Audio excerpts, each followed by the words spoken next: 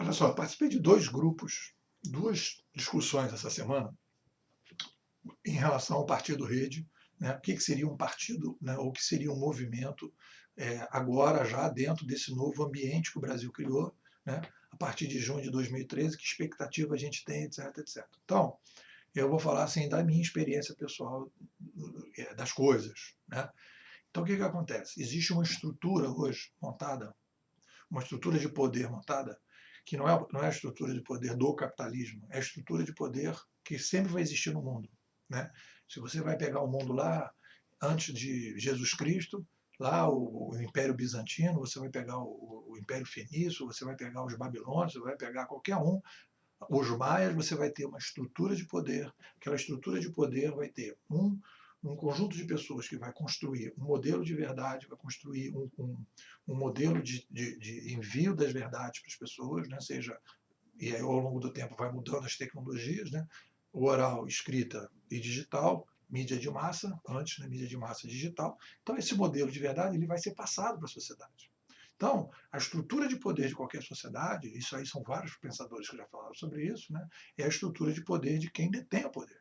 Quer dizer, o que está colocado dentro da sociedade é uma estrutura de poder em que você tem determinadas verdades que passam a ser repetidas dentro dos canais que as pessoas dominam, que elas aprenderam a usar, e você passa então a repetir aquelas verdades, e o ser humano começa a virar um objeto daquela verdade, e então ele passa a ser não mais um agente, né, do processo histórico, ele passa a ser apenas um objeto, uma peça da engrenagem da estrutura toda, e as coisas funcionam assim.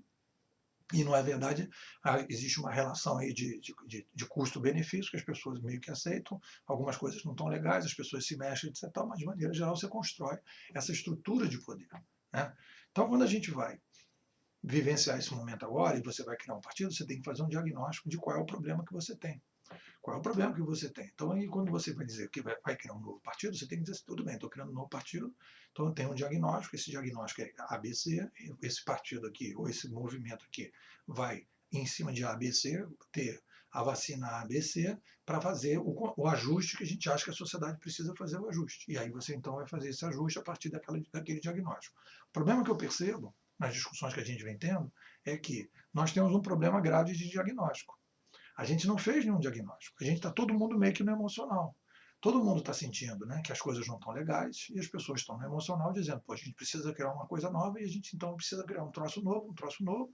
Tem uma figura muito carismática, muito interessante, né, em termos de ser humano, que é a Marina, e as pessoas então veem aquilo, têm um sentimento muito positivo em relação a ela, uma pessoa que passou por todo um processo, né, nos últimos anos, né, que ela podia, digamos assim, estar fazendo o jogo do atual governo e não quis fazer, então a partir dali ela criou uma simpatia, ela criou um modelo, então a gente está montando um determinado conjunto de pessoas que estão em torno do nome dela, em torno de algumas ideias, e agora vindo esse movimento todo, né, de junho de 2013, com a ideia da rede, a gente então está construindo esse partido dentro dessa concepção.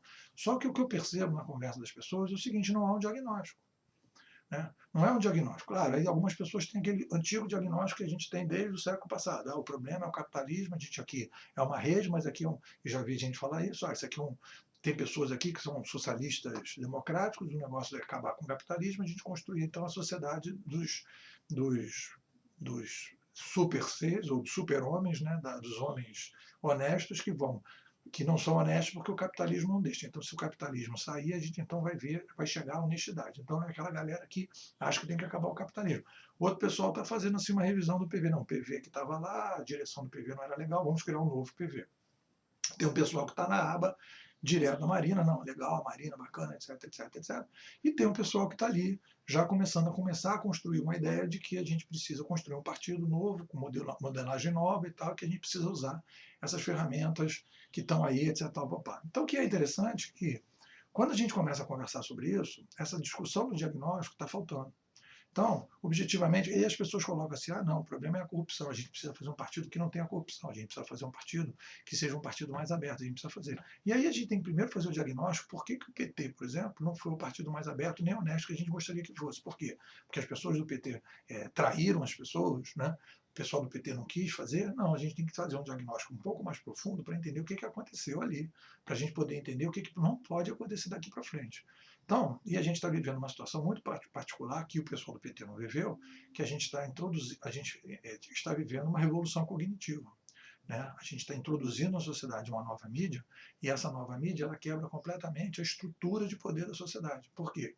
Como a gente estava falando no início, a sociedade se estrutura a partir das verdades que um determinado grupo que domina o poder estabelece. Então, para esse grupo continuar no poder, ele tem que criar uma falsa narrativa, e essa falsa narrativa tem que ser aceita por todo mundo. Então, todo mundo aceita aquela falsa narrativa em que as pessoas dizem, olha, as organizações estão voltadas para vocês, só que no fundo elas estão voltadas para elas mesmas. Então, você tem que acreditar que elas estão voltadas para você, ou você tem que acreditar que mesmo elas não são voltadas para você, você não tem força para mudar, então você fica na tua. Né? Então, o que acontece quando chega a internet, chega uma nova mídia como essa? Você descentraliza as ideias, você descentraliza as articulações, você começa a ter novas narrativas. E as pessoas começam a se sentir com autoestima mais elevada. Por quê?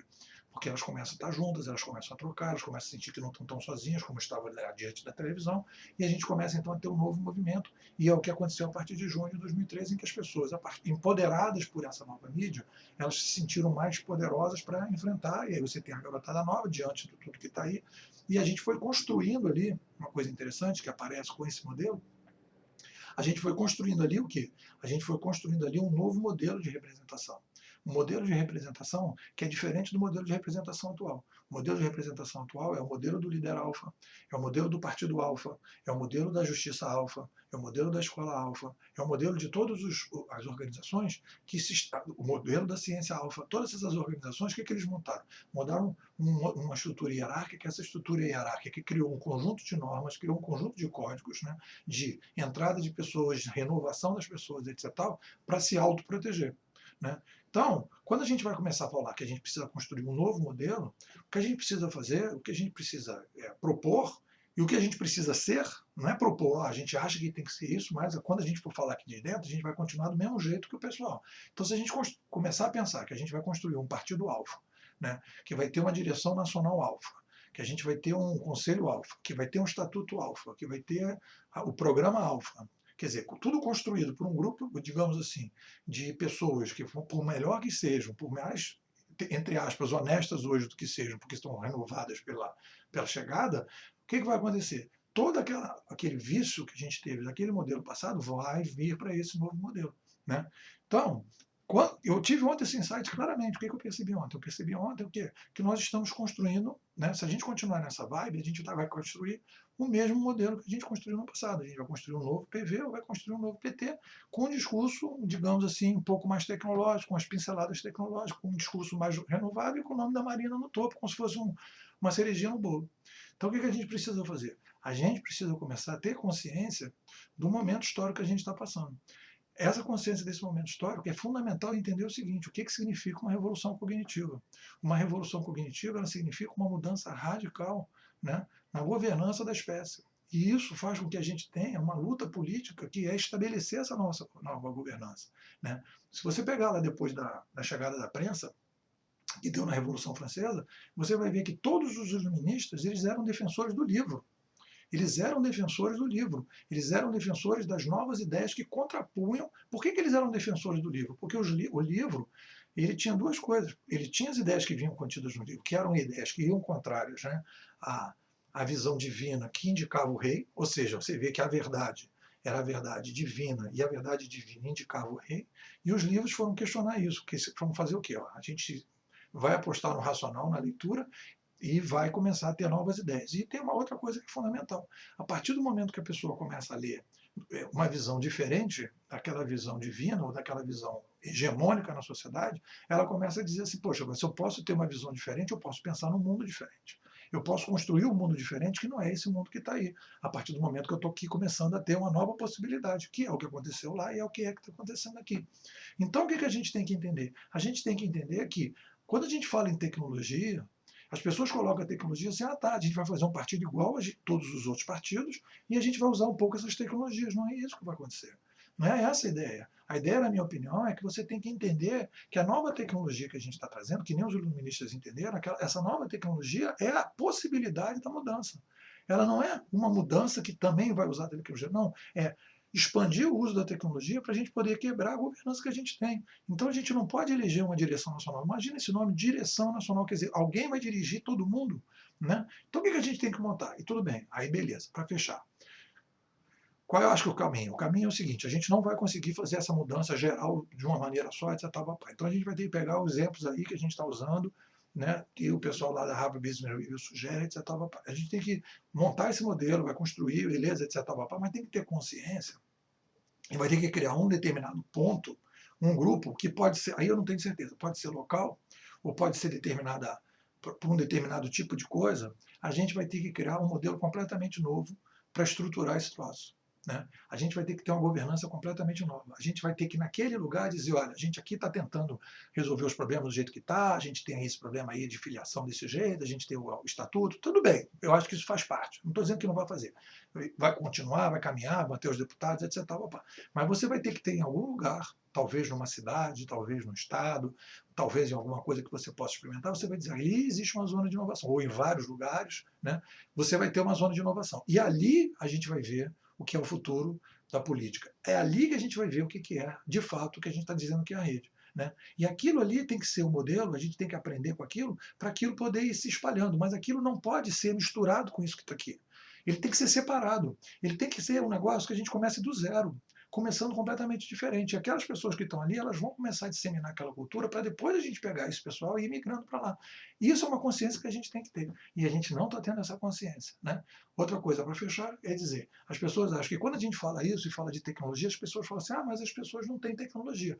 Esses grupos que vão pensar essa inovação da política, esses grupos têm que pensar em sempre ser um grupo inclusivo das outras pessoas. Mas a gente não pode viver uma situação que é a seguinte, você vai ver que a inclusão digital não viveu isso. Por quê? Quando as pessoas começaram a usar o Orkut, as pessoas diziam assim, mas as pessoas não vão ter acesso àquele Orkut. O que aconteceu? Rapidamente, quando as pessoas viram a possibilidade de usar, as pessoas foram botando computador, etc.